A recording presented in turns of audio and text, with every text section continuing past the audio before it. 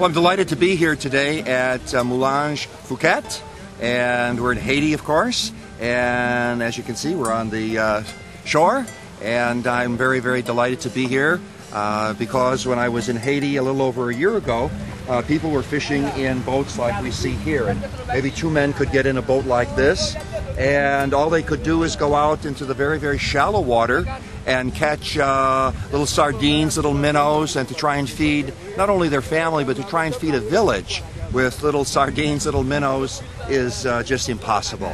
And so the people were very, very malnourished. The people were very, very without food, to say the least. So I was with Delane Bailey from Food for the Poor. Delane is with me here today as we're going to dedicate Mouillage Fouquet's fishing village. And we've got some beautiful boats. What happened after you and I talked a while ago and to bring this and make this possible here, Delane? You know, we've opened 3 fishing villages in the south, and a 4th one will be open tomorrow. And this is a very special village, Mouillage Fouquet, because it's pioneering. It's a pioneering village that has really opened the door for the other villages to be opened.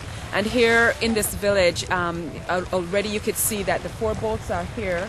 Their engines are here, 25 and 40 horsepower engines on these boats that will enable the people to migrate from a wooden canoe that is very unsafe, couldn't take them out, couldn't bring back any catch, to boats that will allow them to bring in hundreds of pounds of fish at a time.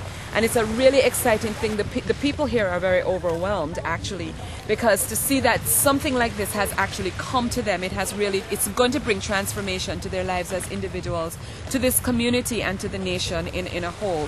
This village is a site where all the other fishermen will come for fishermen's training, and the gear shed will be utilized for that.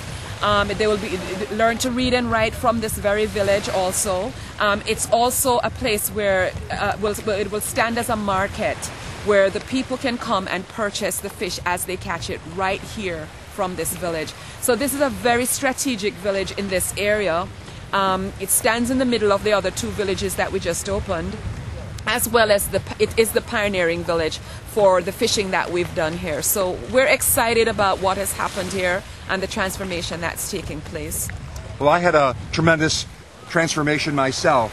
When I came here with you last year, I had no idea that I was going to do what I did. And I thought of the people that were so desperate to advance with their life. They were so hungry. They were in so need. And I said, you know, I've got money at home just sitting in the bank. And sure, I may need it someday, or maybe when I die I'll leave it for someone, but I said, these people need this money now. And so last year, wrote out the check for $50,000. And I did that in memory of my aunt and my cousin.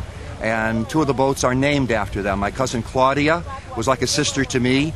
We were close. We spent all holidays together since I was a child. I used to sometimes tell her, Claudia, you know, there are poor that really could use, you know, your resources, your estate someday. So she left a good bit of her money to Danny Thomas in the Children's Hospital, and also for the Little Sisters of the Poor, and wonderful, wonderful causes. But I also wanted her to be remembered down here. You know, I'm kind of coming in her place. So she never got this far, but in this way I can leave this village in her memory and also in her mother's memory. After she died, she left me her 94-year-old mother to take care of, Josephine.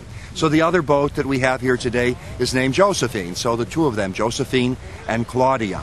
When I returned then to the States and did this, some friends of mine, former parishioners of mine, who are still parishioners there at Holy Family in Inverness, they also live part of the year, good part of the year in Naples, George and Barbara Franks. George is a great, great lover of fish and being a fisherman, and so they wanted a little part of the action too. So as you can see, we also have a boat with their names on it. There's a boat dedicated to George, there's a boat dedicated also to Barbara, so the idea of sharing the wealth.